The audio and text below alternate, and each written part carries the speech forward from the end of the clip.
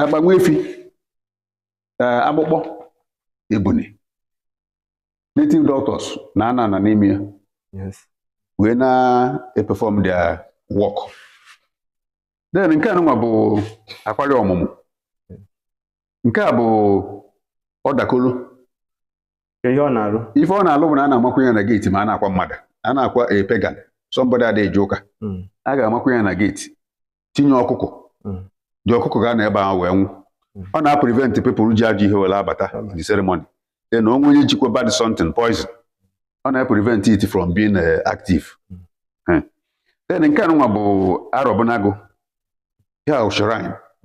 A na-offer sacrifice to it. A na-egburu ya egbe n'ọkụkọ ma ọ bụ mkpi wee appease enye ka ọ dị gịnị active. A na-adọrọ ya in a compound to protect members of the family. Then this one bụ egbu and abadaba. Nke a bụ abadaba na nwanne ya wee egbu.